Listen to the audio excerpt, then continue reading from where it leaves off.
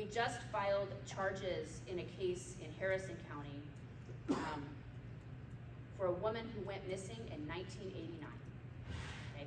I'm not going to talk more about that case because that case is going to be tried in a court of law. But I tell you about it so that you know 36 years.